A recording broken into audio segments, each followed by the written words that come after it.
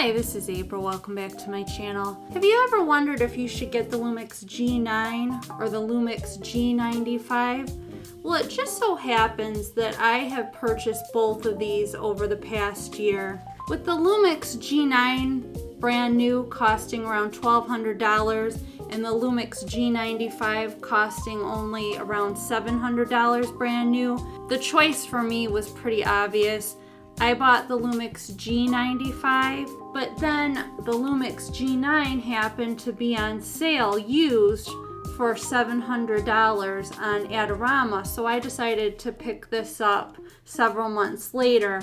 And really the only major difference in their body design is that the mode dials are in slightly different positions. The Lumix G9 is a bit heavier at 579 grams versus 536 grams for the G95, but they both feel really comfortable. They both have fully articulating screens that flip to the side, and the monitors are about the same brightness. They both have the same 20.3 megapixel sensor, so you're not going to see a huge difference in your image quality between the two. The only other major difference is that the Lumix G9 has a light up LCD screen on the top, but they both have the same dedicated ISO, white balance, and exposure compensation buttons, which I really appreciate. One of the major differences though is that the viewfinder is slightly larger on the Lumix G9 than on the G95, and I really appreciate it as someone who wears glasses, so that leans me a little bit more towards the G9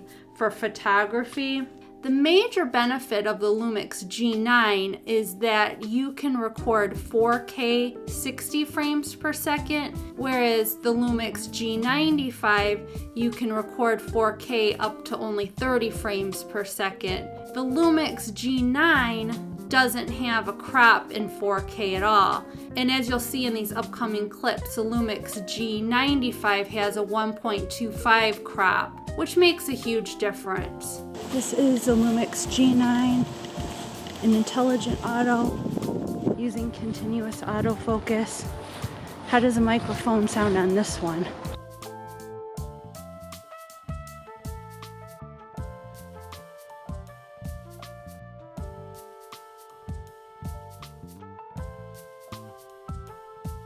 The major downside of the Lumix G9 is it has record limits. It has a limit of 30 minutes when you're recording in 4K 24 or 30 and a 10-minute limit when you're recording in 4K 60. The Lumix G95 has no record limits, but it does have that 1.25 crop, which is kind of a bummer. And as you can see in these photographs, the image quality is essentially the same because they both share the same 20.3 megapixel sensor. So what it's really going to come down to is the viewfinder on the G9 is 3.68 megapixels. The viewfinder on the Lumix G95 is 2.5 megapixels. If you like a larger viewfinder, the Lumix G9 might be a little bit better for you. The Lumix G95 has the BLC 12 battery, which gives you about 290 shots. As you can see, the battery in the Lumix G9 is a lot larger. It's a BLF 10, and this can give you between 300 and 400 shots. Practically speaking, I'm finding that with the Lumix G9, I can go out shooting for several hours without having to worry about the battery dying,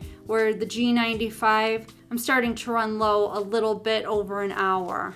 To sum it all up, you really can't go wrong with either the Lumix G9 or the G95. The pros on the Lumix G9 are it has a better battery life, a better viewfinder, no crop in 4K. The downsides are that it has those nasty record limits of 30 minutes on 4K 30 and 10 minutes on 4K 60. The major advantages to the Lumix G95, I would say, is the fact that it's lighter weight and no record limits. So if you are planning on recording any kind of event that you don't want to have to restart your recording, I would take the Lumix G95.